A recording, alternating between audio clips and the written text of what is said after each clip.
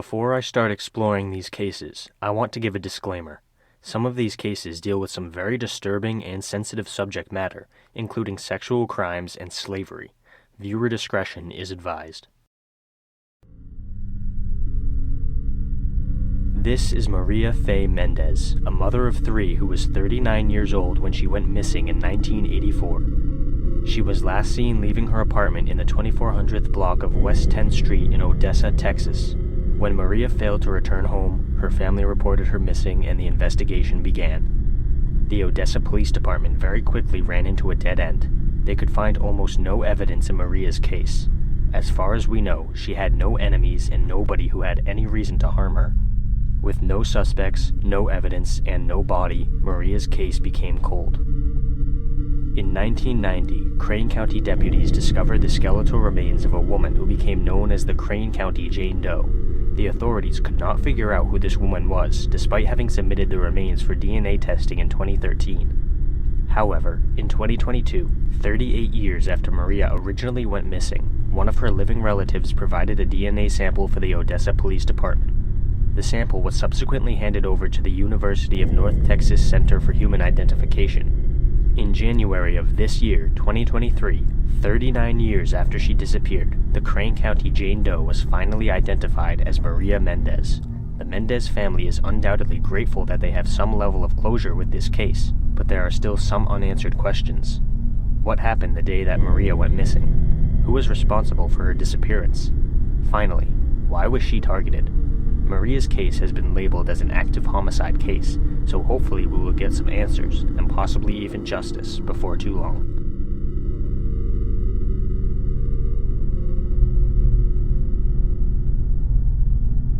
Montreal, Canada, 1975.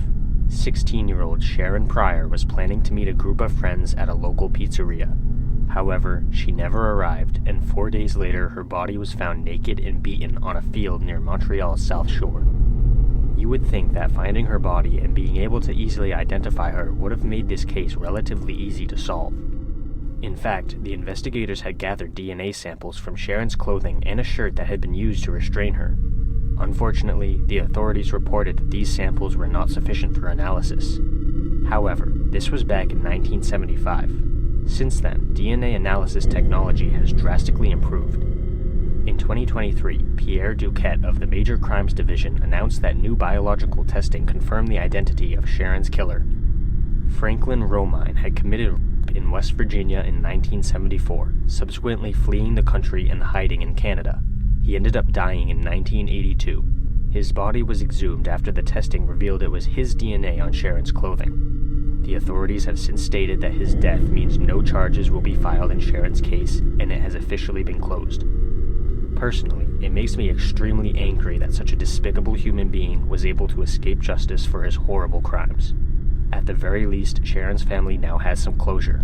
Hopefully, these advanced DNA testing methods can help to solve these kinds of crimes faster from now on, so that perpetrators aren't able to escape justice.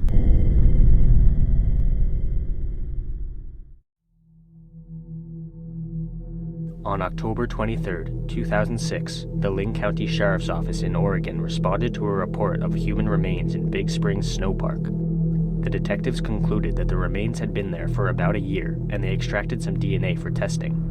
The victim's DNA was not in any database, so the samples were sent to Parabon Nanolabs, a private company that specializes in DNA and forensic technology. In 2023, the lab was able to find a possible identity for the Big Springs John Doe by tracing his DNA through databases similar to Ancestry.com. They followed his possible relative's family tree and ended up contacting his family, who provided a DNA sample to compare to the John Doe's own DNA. It was a match. The John Doe was a man named Jesus Ruiz, who had apparently been traveling to Mexico. Despite not hearing from him since 2005, his family never reported him missing because they had thought he was living in Mexico.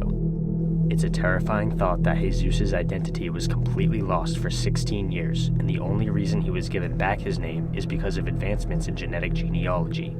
The investigation into his death is currently in progress, and hopefully justice can be served.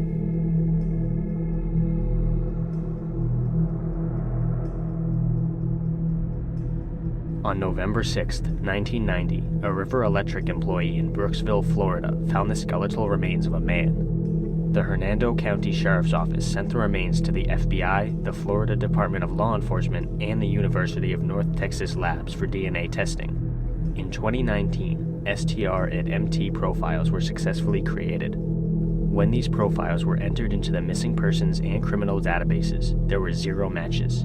Subsequently, the profiles were sent to Parabon Nanolabs for further testing. This is where things get interesting in a very disturbing way. According to the chief genetic genealogist at Parabon, there are many population groups that are underrepresented in DNA databases. One such population is African Americans.